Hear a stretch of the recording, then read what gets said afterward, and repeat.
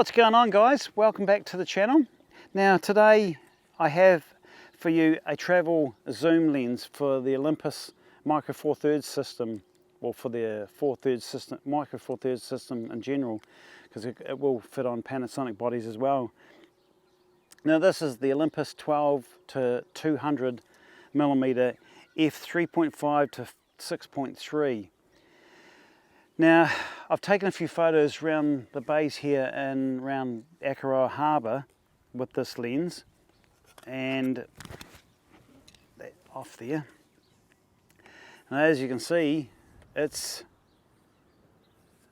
not a bad sized lens, but as you zoom it out, it pretty much doubles the overall size of the lens. But I shall show you a few sample images that we've taken around here, and we will actually walk around here and take a few more.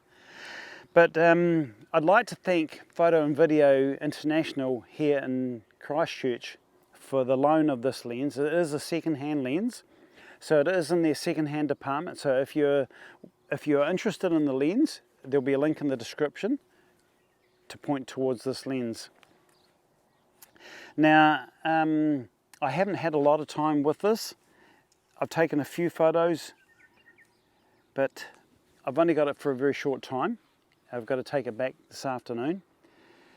But from what I've seen of the images in it, they look pretty good. So it does have a very broad range from wide angle 12 millimeters or 24 millimeters full frame equivalent, right through to the 200 indicated, which is equivalent to 400 millimeters in full frame terms. So yeah, I'll show you some photos I've taken around the bays over here, where there were some boat sheds on the other side of the water there, and one was taken at 24 mil equivalent and the other is taken at 400 mil equivalent. So you can see the difference in the wide angle perspective and then the telephoto end of the range of this lens. But it is also weather sealed. It is dust proof and splash proof. So paired up with this Olympus EM1 Mark II body, which is also dust proof and splash proof, it makes for a good combination, especially if you're out in all weathers and out in a bit of rain, which we haven't got today, hopefully. But yeah, so if you're wanting an all-round travel lens, this would be a good option. And I'll put up on screen the dimensions and the weight of the lens itself, so you get a bit of an idea of how heavy it is. There is a bit of weight in it, but if you want an all-round travel zoom, yeah, I mean it's a no-brainer really. If you get it at a good price, like at Photo and Video, it is, I think it's $895 New Zealand. I can't remember offhand what the brand new price is, but it's quite a few $100 saving on a brand new lens. And from the usage I've had of it so far, it seems to handle pretty well. It hasn't got any image stabilization in the lens itself, but the body itself has image stabilization, and even at the full 200 mil range, it works pretty well. The image stabilizer in this camera works really, really well. I can handhold it at 200 mil or 400 mil equivalent easy and get sharp shots. I haven't had to use the tripod yet with this. So I'll give you a bit more of a close-up view of this. So there it is at 12 millimeters, and there's about 90 degrees rotation to get to 200. So it's a very short rotation, but it's handy if you want to go really quickly to 200. You don't have to keep going, zoom around like that. I've got it set on continuous low, so I get a number of shots, 3 or 4 shots, and we should get one or two really sharp shots. So we'll carry on, and we'll review the footage at home, the still images, and see what they're like. Right now I'm back at home in front of my computer and my little laptop, and I'm going to go through some of these images that I've shot on here. Now the first one, this is just a few that I've done around home of a flower. Now that was set at 70mm, and the next one, this one is at 45mm. So I'm going to get quite a range of different focal lengths in these images, all the way from 12 to 200. As you can see, that's nice and sharp at 45mm, equivalent of 90mm. That was set at 200mm, and that was just shooting straight down at this little plant we had outside. That was at 200mm, this image, and that's and in that you can see the chromatic aberration in the leaves up the very top of the image here. This one at 56mm on one of the old cameras I've got here in the lounge, and another one at 87mm, an old box brownie, 620. Remember those when I was a kid. Now this is from today's shoot out at Akaroa. Now this one was set at 200mm. Now I'm going to zoom into the boat sheds across the water, and you'll see at 200mm, no editing.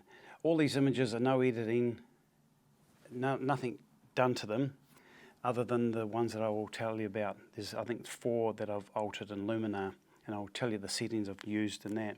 But you can see the haze across the water. So this one I've altered in Luminar. Now I've used the dehaze tool at 94, exposure's up slightly, and the accent up to 52. Now this is Luminar AI, that's not the latest Neo program, so there is a slightly older version, so anybody who has got Luminar AI will know what I'm talking about on this. I don't know if Luminar Neo works exactly the same way as this or not, I don't know. But we shall carry on. Now this one was of some of these boat sheds. This is from where we were filming across the bay, and there were some also boat sheds on this side as well.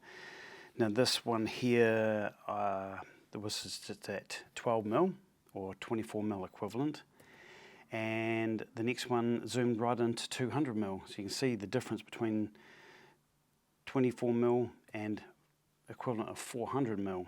Then the next one, that is some old, you see it's some old rusty iron, just by one of the wharfs down there, and that was shot at 23mm.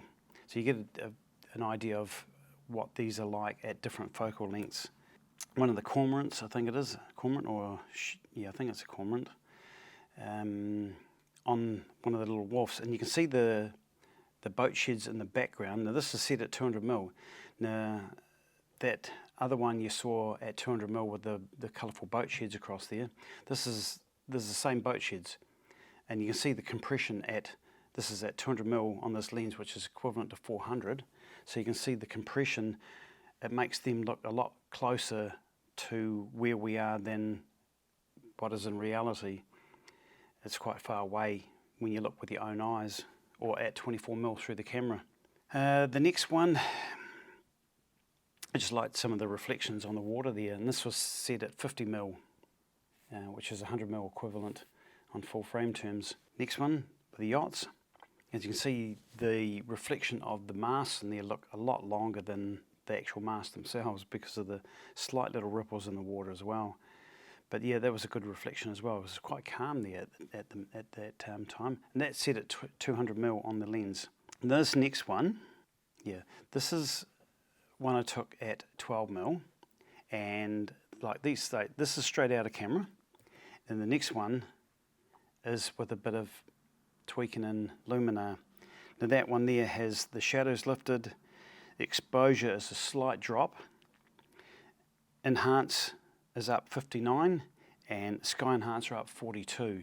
So you can see from before and after shots, that's quite different. And I'll put them both up side by side on the video, so you can see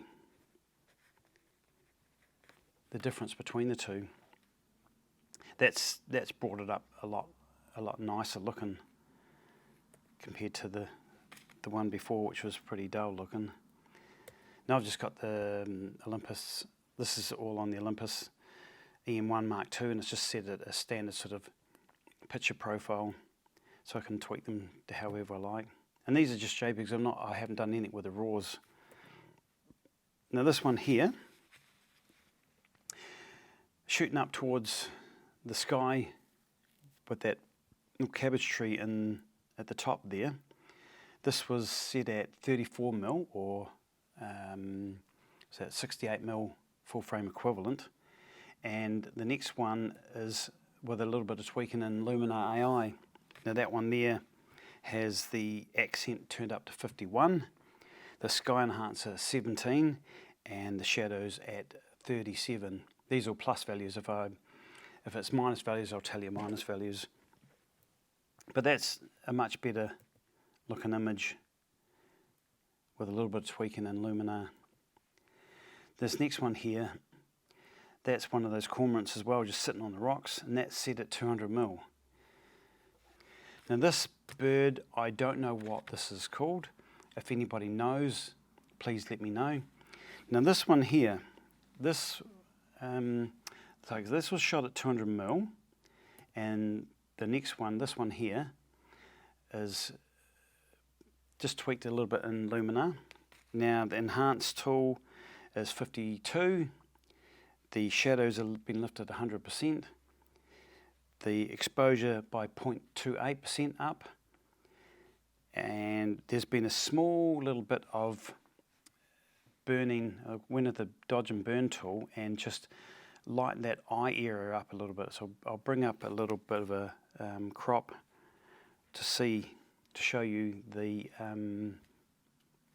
around the eye area. Just a very slight little tweak with the burning tool to bring the light levels up a little bit. And then just another one of some of the shells and rocks on the beach around the harbour there, and that's set at 25mm or 50mm equivalent. Another one of the shells that we come across, that's at 200mm, and that was fairly close, probably about that sort of distance away. Probably that's about not even a couple of feet. So at 200mm, that's come up quite nice. Another collection of different sort of shells, even with some of the rocks in here, they look a bit rusty. Must have a bit of iron in the composition. That's set at 200mm as well. And here's another one of an old tree stump with that. You see the purple flower on the right hand side. I like the contrast between the purple and the old tree stump there. And that was set at 37mm. And this one was just around the foreshore of the harbour with the rock. I like the colours in the rock. There's a lot of like rusty looking textures and colours in there against all the grey pebbles and the broken shells and stuff. I like that. And that was set at 25mm or 50mm equivalent. And I like this because it's like a little small cave with all the rusty looking rock as well there. I thought that was quite cool. And that's set at 42mm on that lens. Here's another plant, one of these succulents that grow around the harbour there, set at 112mm. So you get an idea of the variety of focal lengths you can use this lens at. Now this, as we drove around the road, saw this old tree stump that was like clinging to the side of the hill there, just hanging on for dear life, even though it's been cut, topped, and yeah, it's obviously dead, but it's just still. I like the idea of that tree clinging to life, clinging on the side of that hill there. It's like it's grabbing the hold of it and hanging on for dear life. And that was set at 63mm.